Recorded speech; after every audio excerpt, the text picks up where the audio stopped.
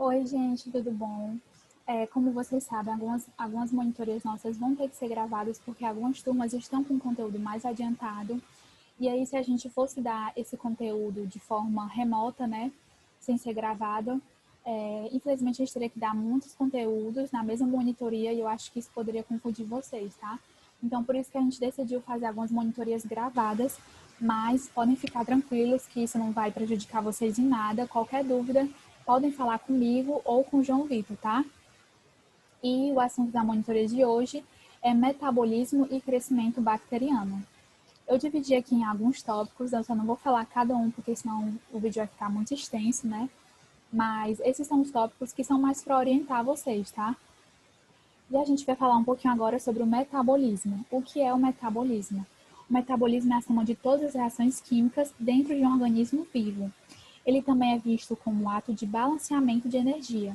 Como assim, gente, um ato de balanceamento de energia? Vocês vão ver que vão ter algumas reações químicas que elas podem liberar energia e outras que vão precisar dessa energia, tá? Então, dizem que o metabolismo é justamente isso por conta que vai ter algumas que vão precisar e outras que vão liberar essa energia. Por isso que ele é visto como um ato de balanceamento de energia.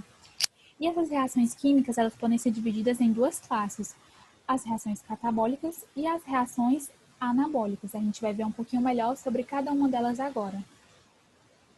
Primeiramente, sobre o catabolismo, gente. O catabolismo ele vai ser a quebra de compostos orgânicos complexos em compostos mais simples, tá? E as reações catabólicas, elas são reguladas por algumas enzimas e normalmente liberam energia, tá? Lembrem disso, normalmente elas liberam energia. Além disso, em geral, elas são reações hidrolíticas, ou seja, reações que utilizam água, e são exergônicas, que produzem mais energia do que consomem. Lembrem disso, produzem mais energia do que consomem. Um exemplo, gente, para vocês se situarem melhor de catabolismo, é a quebra do açúcar em dióxido de carbono e água, né? No caso, são as células que vão fazer isso, elas vão quebrar o açúcar em dióxido de carbono e água. Vocês devem estar lembrando mais ou menos dessa quebra, que é justamente uma quebra da respiração celular, né? Que as células vão lá, quebram o açúcar e vão transformar em dióxido de carbono e água, tá? Então, um exemplo é a respiração celular que a gente vai ter essa etapa propriamente dita, né? E agora, gente, sobre o anabolismo. O anabolismo, diferentemente do catabolismo, que era uma quebra, o anabolismo ele vai ser a construção de moléculas orgânicas complexas a partir de moléculas mais simples, tá? Então, vamos lá falar um pouquinho sobre anabolismo. Gente, as reações anabólicas, elas normalmente requerem energia, diferentemente das catabólicas, né? E muitas vezes, essas reações anabólicas, elas envolvem síntese por desidratação. O que é isso, síntese por desidratação? São reações que liberam água. Além disso, elas são endergônicas. Elas consomem mais energia do que produzem. Vocês estão vendo que tem muitas diferenças com o catabolismo, né? Porque, por exemplo, uma diferença, enquanto que no anabolismo as reações elas consomem mais energia do que produzem, lá no catabolismo elas produzem mais energia do que consomem e no anabolismo elas consomem mais do que produzem, tá? Então a gente vai ter algumas diferenças. E um exemplo de processos anabólicos são as formações de proteínas a partir de aminoácidos. Vocês já devem ter estudado com certeza, né, sobre as proteínas e vocês viram que elas são formadas por aminoácidos. Então esse é um exemplo de anabolismo, tá? Vai ser uma construção daquela proteína a partir dessas substâncias mais simples que vão ser os aminoácidos, tá bom? E, gente, desculpa, deixa eu só dar uma informaçãozinha aqui a mais que eu acho que é interessante sobre o anabolismo e o catabolismo. Algumas reações, algumas não, grande maioria delas, as reações catabólicas, elas vão fornecer energia para que as reações anabólicas aconteçam. Isso só vai ser possível por conta do ATP, porque o nosso ATP, que é a energia, o nosso ATP ele vai guardar a energia derivada das reações catabólicas e vai liberar depois para que as reações anabólicas aconteçam, tá? Então, tudo isso só vai ser possível por conta do ATP, porque ele vai guardar essa energia, tá? E as reações catabólicas vão liberar para que as anabólicas aconteçam, tá bom? Agora a gente vai falar sobre as enzimas e reações químicas, tá? Gente, as substâncias que podem acelerar uma reação química sem que ela seja alterada são chamadas de catalisadoras, tá? Lembrem disso, catalisadoras. E a gente vai ver que nas células vivas, as enzimas, que era o que a gente estava falando tanto agora, elas vão servir de catalisadores biológicos, ou seja, vão estar acelerando essas reações. E a gente vai ter as enzimas trabalhando como no sistema de chave e fechadura. O que é isso? Vai existir um substrato e para cada substrato a gente vai ter uma enzima específica. Então, assim, aquele substrato só vai dar certo se tiver aquela enzima específica, tá bom? Só vai aquela reação acontecer se tiver aquela enzima específica atuando ali naquele substrato. Por isso que a gente diz que é um sistema de chave fechadura. Como exemplo, a gente vai ter a enzima sacarase, tá? Lembrem que as enzimas elas funcionam como catalisadores biológicos, ou seja, que aceleram a reação sem que aquela reação seja alterada. A gente vai dar uns exemplos agora. E um exemplo é a enzima sacarase, que ela vai estar presente no nosso duodeno e ela vai transformar a sacarose em glicose mais frutose, tá bom? Aqui tem mostrando a enzima sacarase, tá aqui, ó, o complexo enzima-substrato. Lembre que a enzima vai atuar sobre um substrato específico, vai ter a quebra da ligação glicosídica, transformando aquela sacarose em glicose e frutose, tá bom? É isso que acontece, essa reação que acontece. Outro exemplo também, gente, vai ser da lactose, tá? No caso, a lactase, que é uma enzima, ela vai quebrar a lactose em glicose mais galactose, tá? E vocês devem saber que algumas pessoas são intolerantes à lactose. Por quê, gente? Porque algumas pessoas elas não vão possuir essa enzima lactase. E essa enzima lactase, como eu falei agora, ela vai quebrar a lactose, né? Se não há quebra dessa lactose ela vai permanecer lá no nosso intestino. Vai ser fermentada por bactérias intestinais e vai dar origem a alguns sintomas, que vão ser náuseas, vômitos, dor de barriga, gases. Isso tudo vai advir justamente da intolerância à lactose, porque essa enzima não na verdade, a lactose ela vai permanecer no nosso intestino, porque a gente não vai ter a lactase ou a lactase vai ter uma quantidade insuficiente, tá? Então, gente, agora que a gente já viu sobre as enzimas, a gente vai ver alguns fatores que vão influenciar a atividade enzimática. Se influencia na atividade enzimática, influencia também nas reações, né? Então, vamos lá. Um desses fatores é a temperatura. A gente também vai ter o pH, a concentração de substrato e inibidores. A gente vai começar falando primeiramente sobre a temperatura. Vocês já devem ter visto com certeza que a gente sempre vai ter uma temperatura mínima, uma temperatura ótima e uma temperatura máxima. Gente, a temperatura ótima vai ser aquela que a reação vai ocorrer da melhor forma possível. A temperatura mínima vai ser aquela que com certeza a reação nem vai ocorrer. E a temperatura máxima é aquela que vai ser assim o máximo mesmo para aquela reação ocorrer, tá bom? A gente vai ver melhor isso daqui a pouco também. Mas, gente, se a gente houver se essa velocidade da reação ela for aumentada além da temperatura ótima, a gente vai ter uma desnaturação enzimática. Ou seja, a gente vai ter a perda da estrutura tridimensional, vamos dizer, de uma molécula, por exemplo. A gente vai ter a perda daquela estrutura daquela molécula, tá? Porque a gente vai ter uma desnaturação enzimática, tá? Então, uma consequência de ter uma temperatura acima da temperatura ótima vai ser justamente essa desnaturação enzimática, que vai ter como consequência a perda da estrutura tridimensional, tá? Já no pH, gente, a gente vai ter a mesma forma. A gente vai ter o pH ótimo, vai ter aquele pH mínimo e vai ter o pH máximo. E se acontecer mudanças extremas no pH, vai também ocasionar a mesma coisa que ocasionaria lá na temperatura, que vai ser a desnaturação daquela molécula, por exemplo, desnaturação enzimática, tá? E aí, com a desnaturação enzimática, vai ter a perda da estrutura, por exemplo, eu estou usando a molécula, tá, gente? Como exemplo, vai ter aquela perda daquela estrutura molecular, transformando totalmente aquela estrutura, vai ficar totalmente, como é que eu posso dizer, gente? vai perder a estrutura daquela molécula. Antes era de um jeito, agora não é mais daquele jeito. Foi perdida aquela estrutura que era para ser, tá? A gente também vai ter a concentração de substrato, tá? Que sob condições de alta concentração de substrato, a enzima ela vai ser saturada, tá? A gente vai ter um ponto de saturação, vocês lembram, né? Que vai ter subsaturada, supersaturada. Tudo isso aqui vocês devem estar lembrando, né, gente? Não sei quem é que gosta não de química, mas quem não gostar deve estar odiando essa monitoria, mas não se preocupem.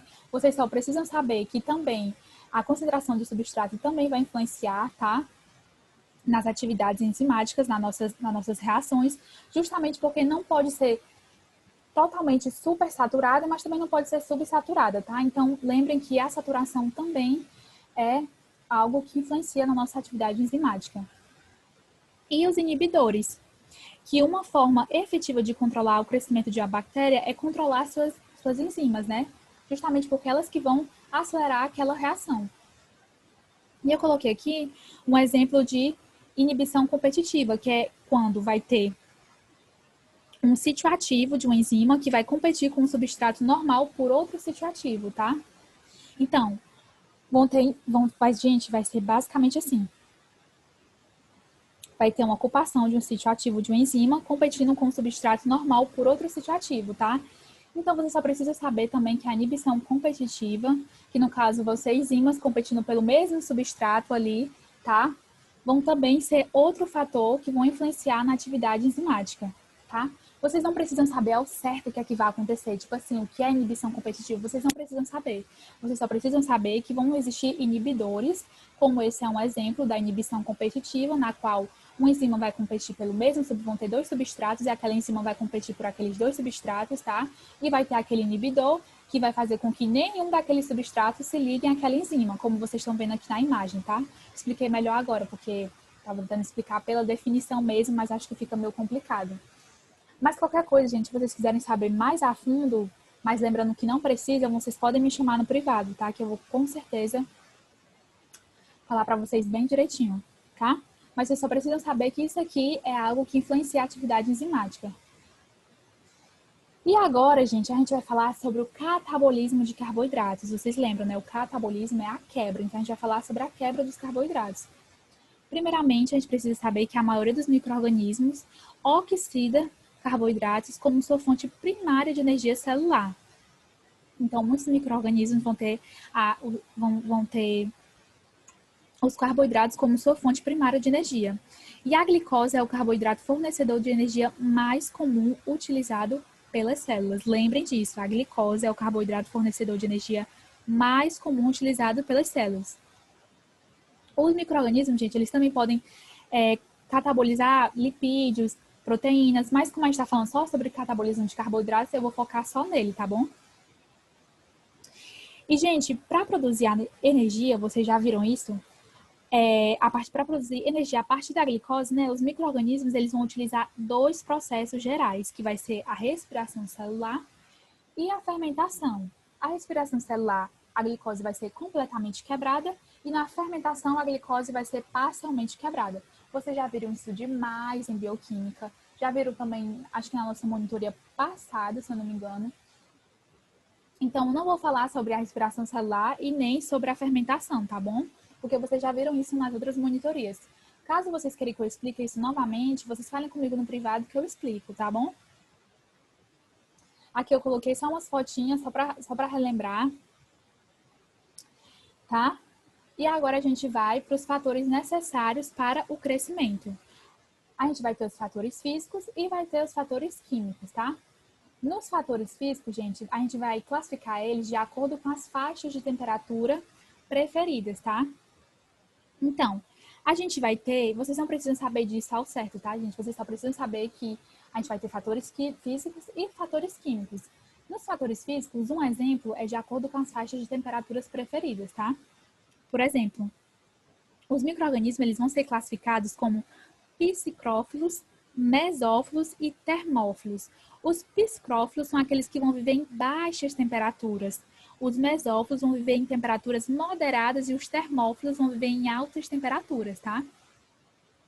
E como eu tinha falado para vocês, naqueles fatores que influenciam a atividade enzimática, a gente vai ter uma temperatura mínima de crescimento, que é a temperatura mais baixa, que vai permitir o crescimento da espécie, mas com certeza vai ser mais lento, né? A gente vai ter a temperatura ótima de crescimento, que é aquela que o organismo melhor se reproduz, e a gente vai ter a temperatura máxima de crescimento, que é a maior temperatura que o crescimento é possível, tá? Então, só fazendo uma correção que eu tinha dito para vocês, que é na temperatura mínima, podia ser que eles nem conseguissem se reproduzir, mas eles vão conseguir se reproduzir, só que vão ser de uma forma mais lenta, né, gente? A gente vai estar na temperatura mínima. A temperatura ótima vai ser aqueles que eles vão conseguir se reproduzir da melhor forma, tá? Então, só uma correçãozinha, me desculpem. E também outra coisa que eu não falei, mas para acrescentar, é que a maioria das bactérias, ela cresce melhor, elas vão crescer melhor em valores de pH entre 6,5 e 7,5, tá? Só para vocês mesmo assim saberem.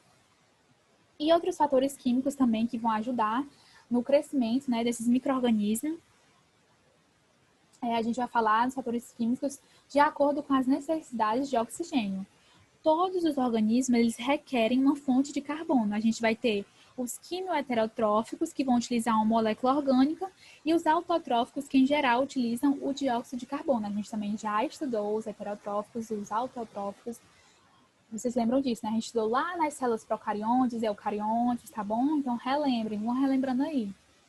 E quanto aos fatores químicos, os organismos, eles são classificados como aeróbios, obrigatórios, anaeróbios facultativos, anaeróbios obrigatórios e anaeróbios, tá?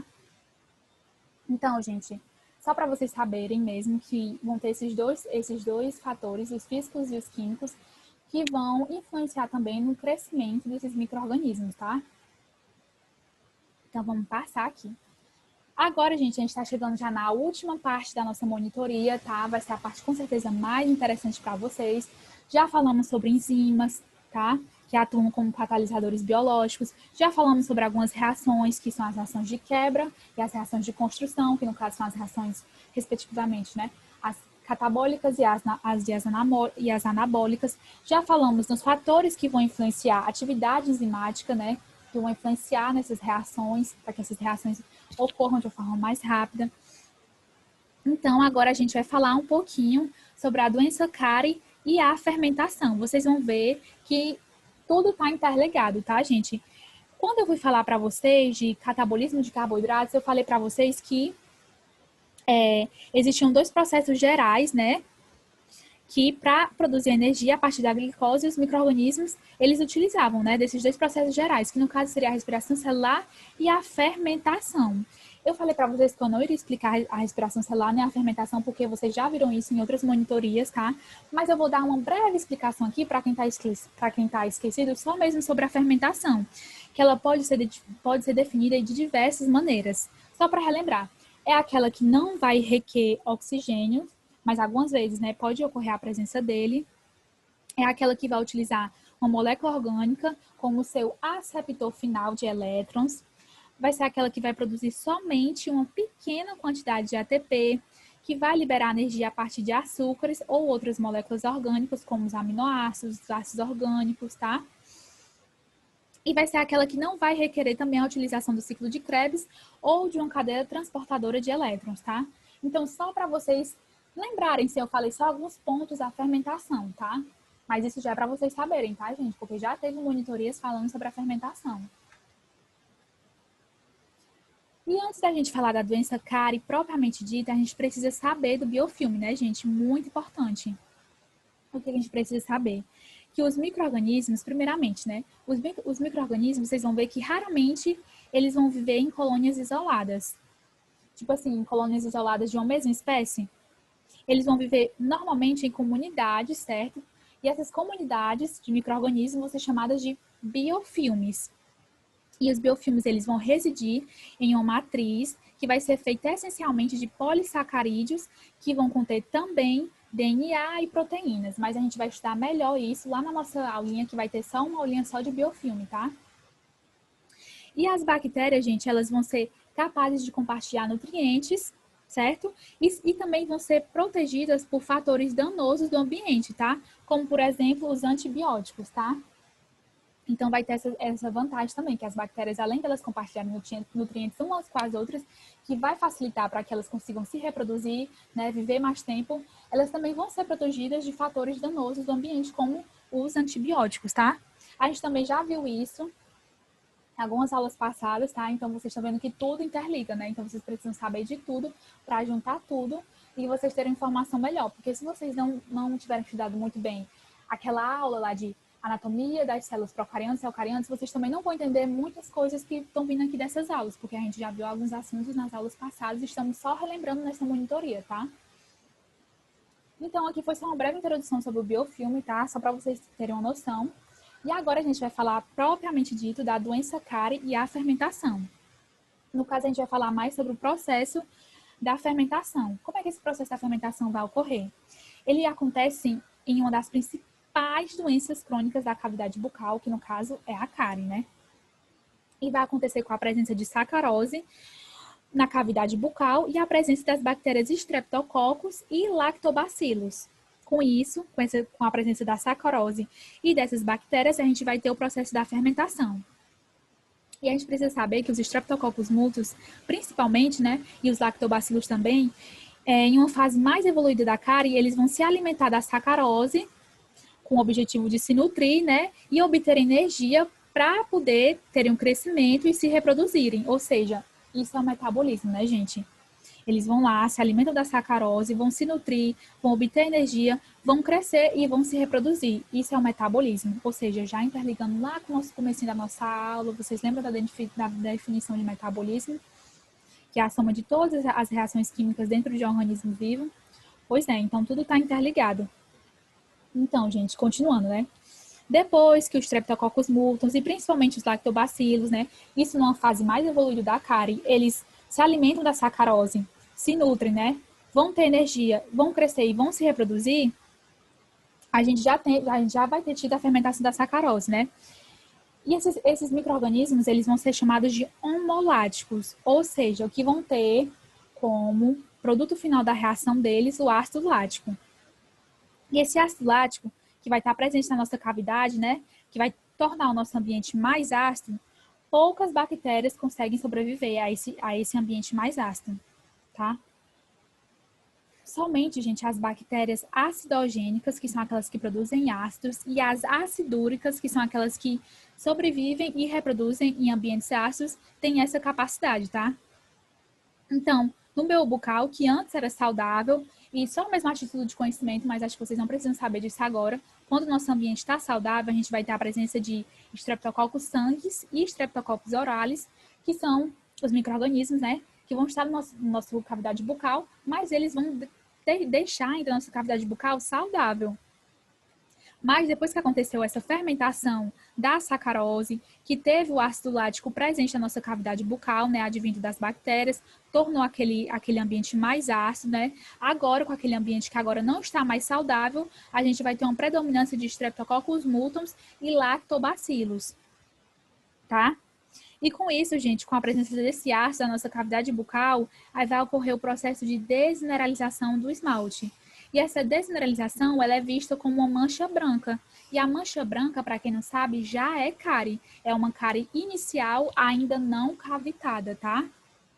Então, a gente vai ter, vamos ver aqui por essa imagem, a gente vai ter o dente saudável, naquele dente saudável a gente vai ter, né, algumas bactérias, mas são as bactérias que deixam aquele ambiente ainda saudável, que no caso são as Streptococcus sanguis e as Streptococcus orales. Daí a gente vai ter a formação da placa, né, a formação da placa, que é a formação do biofilme. A gente vai ingerir os açúcares da dieta, né, vamos lá, ingerir a sacarose. Com isso, a gente vai ter mais formação de mais bactérias, né? Vai ter a fermentação daquela sacarose. Aquela sacarose, depois de ser fermentada, né? Vai ter mais bactérias naquele local. Aquelas bactérias vão tornar aquele ambiente mais ácido, fazendo com que aquele ambiente comece a reproduzir algumas bactérias que só conseguem sobreviver naquele ambiente, que no caso são as bactérias acidogênicas e acidúricas, que tem essa capacidade, né? E aí, com a presença daquele ácido na nossa cavidade bucal, vai acontecer o processo de desmineralização do esmalte, né?